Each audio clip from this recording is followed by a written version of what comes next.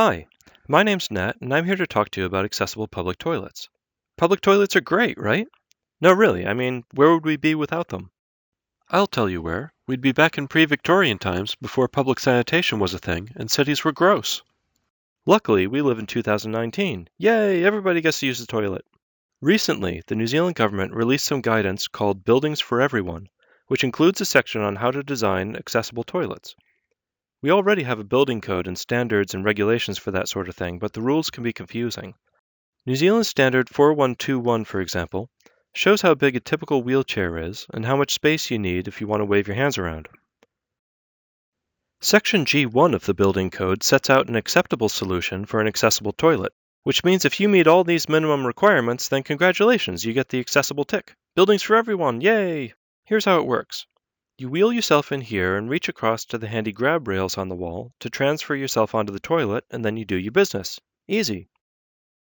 But what if Grandma can't support her own weight and needs two helpers to get her out of the wheelchair?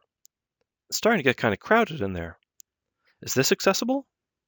What if Granny needs a hoist to get safely out of her chair? I didn't see one of those in the sketch. Or what if you're a cute kid or a famous physicist who has profound or complex disability, and so you need to lie down to get changed? How's that going to work? Well, let's see. I guess your caregiver could help you transition out of your chair, so then you can lie down over on the floor like this. Then your caregiver could kneel down next to you and help you get changed. There's not a lot of room for the wheelchair, so you might need to park it back out in the corridor. Wait a minute, back up. Did we just say lie down on the floor? Of a public toilet? Well, yes. That's exactly what people sometimes need to do, because so-called accessible public toilets aren't built for people who need to lie down to get changed. Just like they're not designed for people who need help to transfer. In fact, they're not designed for people who need any help in the toilet at all. So-called accessible toilets are designed for people who have enough mobility and comprehension that they don't need assistance from anyone else to use the loo. So what do people with complex or profound disability actually need in their loo? Well, they need features like a ceiling hoist, an adult-sized changing table, and room for caregivers to give support on both sides of the toilet at once. This kind of facility is called a changing place, and there are well over 1,000 of them in the UK and a bunch in other countries too. We only have one changing place in all of New Zealand, and it's in Hamilton. Hello, people of the future. Please remember this video was first recorded in 2019. Right now it's the middle of 2024 and there's 7 changing places across New Zealand. Hopefully by the time you're watching this, they cover the map. At any rate, let's go back to Hamilton. But check it out, this thing's beautiful. It's got everything. It even has a toilet that goes up and down. Now, to be fair, buried within that Buildings for Everyone guide, there are a couple of paragraphs which describe changing places in an incomplete way.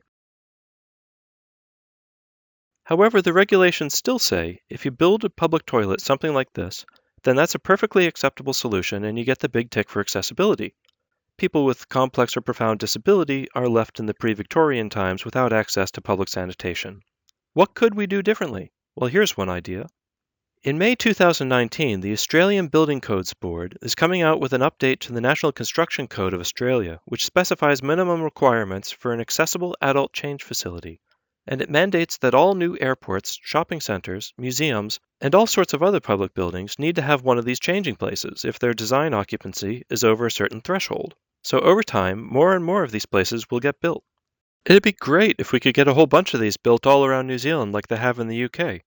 Because then people with high needs could, participate in society knowing that there's modern public sanitation provided for them out there somewhere.